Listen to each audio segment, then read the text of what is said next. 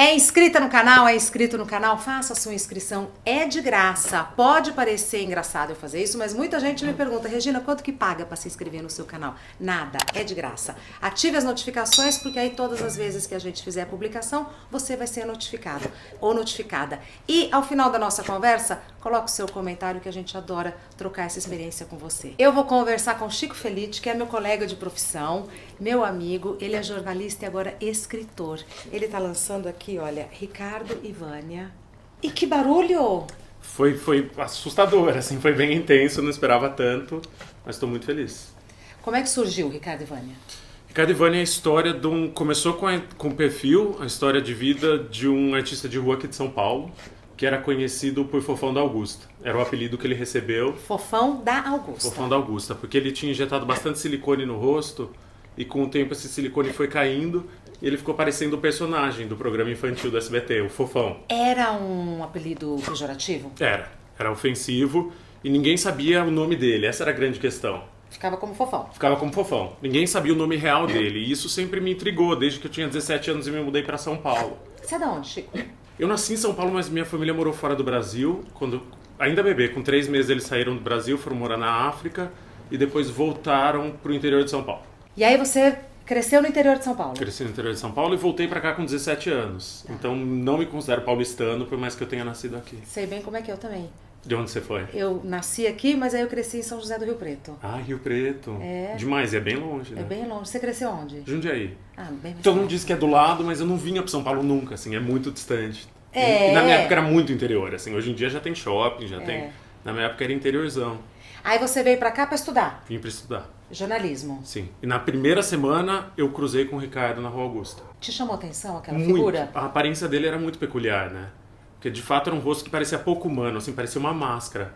E daí eu perguntei para as pessoas que estavam comigo e que eram de São Paulo quem era aquela figura. E daí cada um tinha uma história completamente diferente, só que todo mundo chamava ele só de Fofão. E ninguém sabia o nome dele. E daí aquilo virou meio que uma curiosidade muito grande, foi um susto muito grande, que se desenvolveu como uma curiosidade. Eu queria muito entrevistar essa pessoa e saber quem ele era, Desde onde ele essa tinha... época, Chico? Foram 13 anos. Foram 13 anos tentando. Eu cruzava com ele muito, eu moro no centro, ele também trabalhava no centro, distribuindo filipeta de peça de teatro, e toda vez que a gente se cruzava eu pedia uma entrevista. E ele sempre declinava muito educadamente, e você via que era uma pessoa muito cultivada. Você via que ele falava muito bem, um vocabulário muito extenso. Daí só depois que eu fui descobrir que ele falava 4 línguas, Olha. que ele tinha sido muito rico, que ele tinha vindo de uma família tradicional. Mas isso demorou muito, assim, foram 13 anos até eu conseguir uma entrevista com ele. Toda essa história está aqui no livro, Ricardo e Vânia. E me chama a atenção, Chico, porque eu acompanho a sua carreira na Folha de São Paulo. Você escreve só para Folha? Não, hoje em dia eu escrevo para Piauí, para Folha, para o BuzzFeed e eventualmente para a revista Cruzoé em Brasília. Quer dizer, como todo jornalista, né, tem vários empregos porque a gente precisa se manter. Exatamente. E você sempre conta história. Sim. Você conta história. Eu lembro recentemente de uma entrevista sua que eu li, que saiu na revista da Folha. Linda matéria, com fotos caprichadas e tal. Você é o jornalista que você almejava ser? Eu não sabia muito o que eu queria ser, na verdade. Eu sempre fui meio essas pessoas torpes que vão indo com o que a vida dá, assim, você não sabe muito, acho que é coisa de ariano. Eu sou de Áries. Que dia? 9. Inferno astral bombando, inclusive, menos aqui tá ótimo. Mas acho que eu sou muito pouco analítico, então eu não sei das coisas e vou agarrando os cavalos que passam, assim, eu não sei muito o que eu quero fazer, mas quando aparece a oportunidade eu vou lá e faço. Tá. Não tem muito o que pensar. Então você não fez jornalismo assim porque você queria alguma coisa, a sua carreira foi se desenhando. Eu fui porque eu tinha que fazer alguma coisa. Tá. Daí eu marquei a primeira coisa no vestibular, passei, mudei pra São Paulo, meio sem saber o que eu queria. E foi indo. Foi indo. E cada passo na vida era meio assim, acontecia. E você tá feliz na profissão? Muito. Por que eu pergunto? Porque eu vejo muita gente achando que o jornalismo está acabando, qual a função do jornalista, essas coisas. Eu não sei se a gente tem isso claro, mas à medida que a gente vai trabalhando, a gente vai sentindo. Sim. Né? Você acha que a nossa profissão é necessária? Muito, mais do que nunca. Por quê, Chico? Porque nós estamos num momento em que estão questionando a verdade. Assim, as pessoas... o valor da verdade caiu muito, né? As pessoas acham que tudo é relativo, tudo é uma questão de opinião agora. Então, desde questão de vacina, passando por questões políticas, as pessoas contestam o que é verdade. A gente está voltando a discutir se o mundo é redondo ou se o mundo é achatado. E o jornalismo sempre foi isso. O jornalismo sempre foi trazer à luz informação. Sempre trazer à luz informação de uma maneira profissional e correta e seja confiável. Que não é exatamente uma corrente de WhatsApp, não é exatamente qualquer coisa. Assim, é você poder acreditar naquela voz. Seja uma voz na televisão, seja uma voz num texto, seja uma voz no rádio. É você saber, assim, você poder depositar sua confiança naquela voz e falar, eu vou acreditar no que estão dizendo, porque é o ofício da pessoa, é a honra da pessoa trabalhar para fazer isso. E ao contar essas histórias, você acha que você está exercendo esse papel de ser uma luz, ser uma referência de alguém que está contando a verdade? Acho que está mostrando uma verdade, você está mostrando uma história que talvez as pessoas não vissem, assim, que talvez as pessoas ao verem um morador de rua distribuindo panfleto com um rosto disforme só iam pensar como ele é diferente de mim. Essa pessoa não tem nada a ver comigo. Eu sou completamente diferente dessa pessoa. Ao ir atrás da vida de uma pessoa por 6 meses e mostrar que foi uma pessoa que estudou, que tinha uma família tradicional, que batalhou muito em São Paulo, que trabalhou num salão e ganhou dinheiro e maquiou gente famosa antes de ter um problema psiquiátrico que se agravou, uma doença, se aproxima a pessoa e você pensa, pô, eu conheço alguém que também passou por isso. Ou eu também fiquei intimidado quando me mudei para uma cidade grande, fiquei com medo de ficar sozinho. Ou eu também tenho medo que um dia eu não consiga mais emprego e termine numa situação dessas. Então você une as pessoas mais do que você separa. E isso, contando história, você consegue unir as pessoas, trazer para perto em vez de distanciar. Assim, eu acho que nós estamos num momento de polarização em que as pessoas estão se distanciando. Quando histórias assim podem trazer as pessoas mais uma para perto da outra. Tá, eu compactuo dessa opinião. Eu acho que através das histórias a gente consegue trazer essa verdade, porque nada fala mais fundo do que alguém, nenhum depoimento cala mais fundo do que de alguém que vivenciou uma situação. Sim. A história do Fofão vira à tona nesse momento, porque o lançamento foi há 3 semanas, e assim, foram quantos lançamentos que você já fez? Somando todos foram 5 até agora. 5 lançamentos em 3 semanas. Então, o livro já é um sucesso. Tá, hoje eu fiquei sabendo que foi para a 3ª edição. Então, para o mercado editorial brasileiro, que não é uma coisa, né? E está num momento muito ruim também. Além do jornalismo, o mercado editorial está num momento muito frágil. Mas dentro das circunstâncias está indo muito bem. Assim, tá indo muito bem. Por que você acha que isso aconteceu? É a história? Porque assim, parece que tudo luta contra, né? Sim. Como livro... tudo lutava contra a vida do Ricardo. Exatamente. Também. Parece que tudo lutou contra a vida dele o tempo inteiro. E ainda assim, tanto ele quanto a Vânia foram 2 vencedores. Assim, com vidas completamente diferentes. Ele... primeiro maquiando e depois fazendo umas peças de teatro na Rua Augusta para os carros que estavam parados, e ela fugindo do Brasil e se prostituindo e revolucionando o mercado de sexo na Europa e ficando rica. Ela foi a primeira que começou a trabalhar profissionalmente com sexo. Ela foi a primeira que se anunciou em revista heterossexual.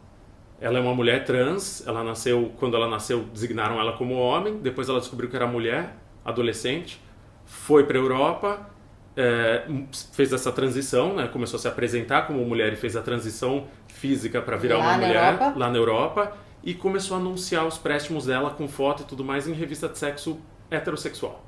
Ficou riquíssima. E construiu uma casa aqui no Brasil de 600 metros quadrados e viajou o mundo. A história de vida dela é inacreditável. E também saiu de uma situação parecida, assim, também com silicone no rosto, também... os pais dela eram analfabetos, ela foi muito discriminada sempre por ser diferente quando ela era criança. Então acho que tem uma coisa de luta muito grande nessas 2 histórias. E aí você acha que isso de alguma maneira faz parte do DNA do livro? Sim, sem dúvida. Que está indo muito bem, apesar de tudo lutar contra. Apesar de tudo lutar contra. Você gostou de escrever? Muito, gosto imenso, assim, gosto muito de falar de 2 etapas, né? Porque escrever envolve, primeiro, você apurar o material, que é entrevistar muita gente, procurar documentação, tentar retraçar a vida dessas pessoas, e a segunda, que é mais solitária, que é sentar sozinho e escrever. Qual que você achou mais gostoso? Que etapa? Eu gosto muito de gente, né? Eu gosto muito, e eu pude conhecer muita gente legal com esse livro, assim, foram uns 300 entrevistados, e tem gente muito... Principalmente as pessoas que vieram atrás, porque primeiro saiu uma matéria sobre a vida do Ricardo no BuzzFeed, na internet, e essa matéria foi lida por 1 milhão de pessoas em 12 horas. E daí eu recebi... Chico! Em um dia eu recebi mais de 5 mil mensagens no Facebook de gente contando história com ele. Tanto que... eu conheci o Ricardo, tive essa experiência e tal, não sei o quê. Uma história que aconteceu mesmo é um homem falou, eu cruzei com ele uma vez e ele me deu uma sacola e dentro da sacola tinha um pombo morto. E ele falou, cozinhe com alcaparras, era assim que a gente comia na França. E falou uma frase em francês. E eram histórias extraordinárias, e as pessoas queriam compartilhar porque elas queriam escrever junto, assim, é um emaranhado de histórias, assim, é uma história Nossa, que lindo! escrita por muita gente. Isso é muito comovente, isso me toca muito, assim. E eu li todas e para mim foi um prazer. E tem um capítulo que são só as histórias que as melhores histórias que as pessoas mandaram, assim, e gente que trafegou por São Paulo e cruzou com ele, tinha alguma história para contar. Então você fala de São Paulo, você fala da cena gay, você fala de intolerância, você fala de como a vida é soberana. Sim. Que lindo isso, uma vida soberana. Mas não é? Sim. A vida é soberana, a sua própria trajetória. O que mais? Você fala sobre... Tem a questão do mercado de sexo na Europa. Boa. Porque tem uma cena que eu amo, que a gente sai pra jantar com a Vânia. A Vânia hoje em dia tá com 55 anos e tá se aposentando. Ela não quer mais fazer sexo profissional. Tá no Brasil. Não, tá na França.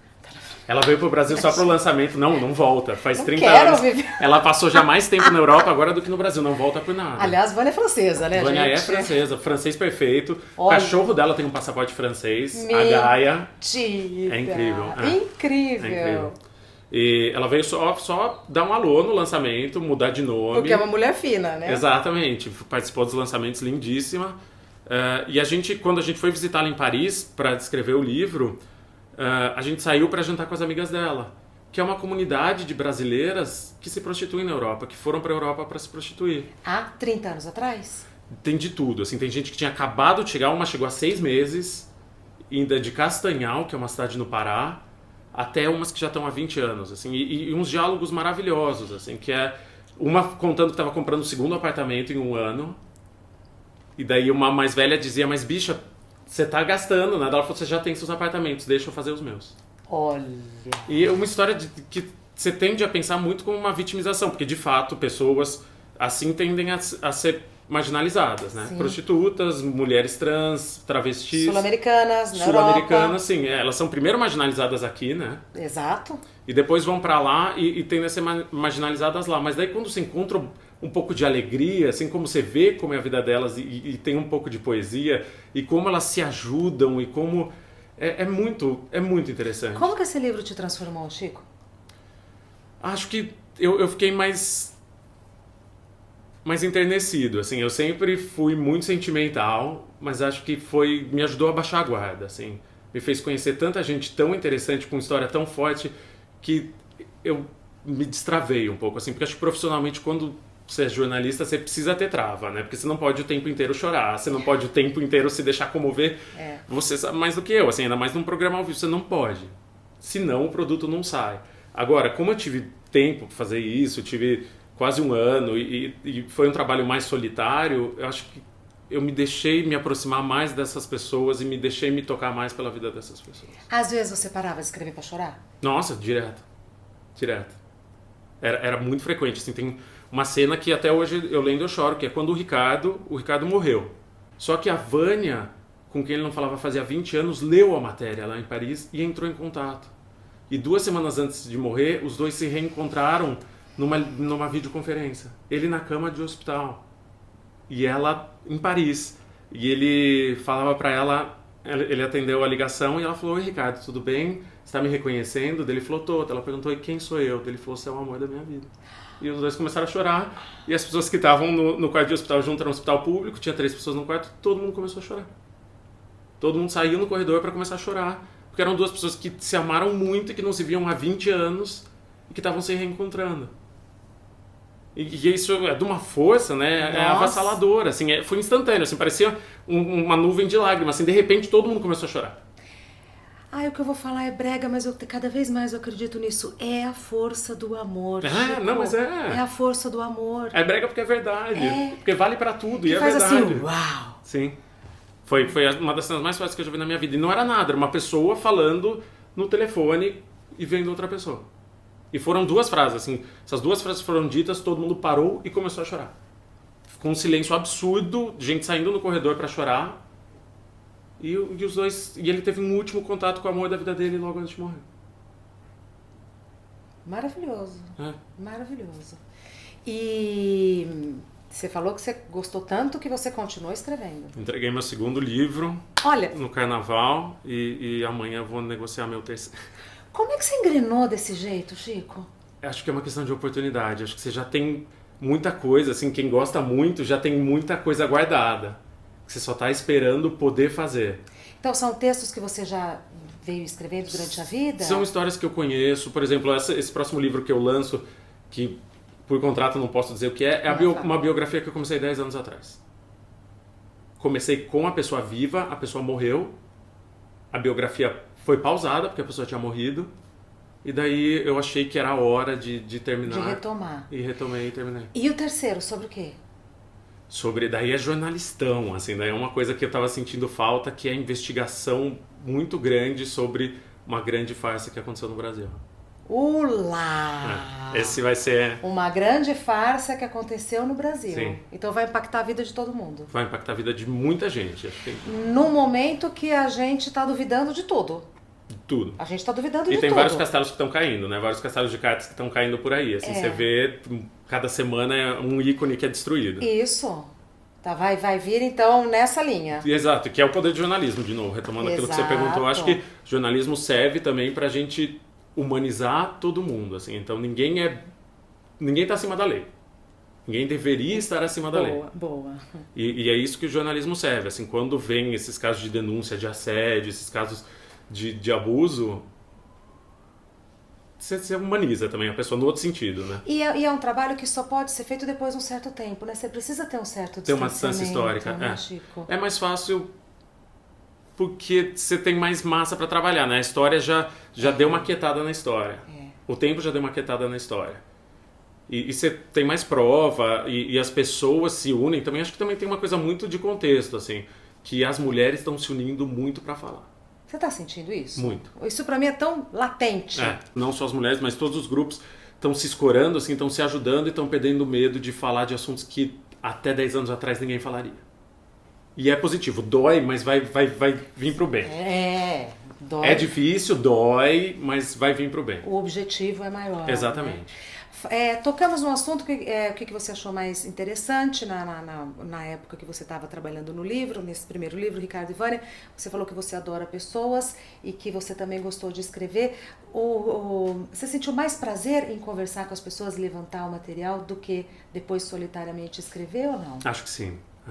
É mais descompromissado, é tipo o que nós estamos fazendo agora. Tá. É divertido, é descompromissado. Quando você vai escrever, vem um pouco da responsabilidade. Não é gostoso ficar sozinho, Chico? Não. Quieto, sozinho, escrevendo. Isso eu amo. Eu tô desacostumado a não ter mais, porque eu ficava 12 horas sozinho escrevendo. Mas ao mesmo tempo você está escrevendo sobre a vida de alguém. Então você sente a responsabilidade. Opa, verdade. A Vânia, por exemplo, a família dela não sabia que ela era garota de programa. Ficou sabendo com o livro? Ela saiu do armário com o livro. Então imagina o peso da responsabilidade que eu colocava em mim, né? Porque, claro. E eu perguntei pra ela 1 milhão de vezes, olha, sua família vai saber, todo mundo vai saber, vamos em frente. E ela disse sim até uma semana antes do livro sair. Nossa, pra ela deve ter sido maravilhoso. Ela falou que tirou um fardo, tirou um peso. Libertador. Mas pergunta se uma semana antes do livro sair ela queria que saísse. Ela me ligou de madrugada dizendo, pelo amor de Deus, esse livro não pode sair. Daí eu falei, agora já foi. Agora já está impresso, já está chegando na livraria. Eu espero que dê tudo certo. Eu acho que sua família vai te admirar e vai ver a sua história de luta e vai achar vão se aproximar ainda mais de você. Mas agora não dá mais. Agora só uma curiosidade. A família não sabia o que ela fazia. A família se beneficiava do dinheiro dela? Ela construiu uma casa muito grande no interior de São Paulo, onde os pais moram. A mãe ninguém dela faleceu perguntou de onde vinha o recentemente. dinheiro. Tem uma coisa muito... Conhecendo, e daí eu conheci várias famílias.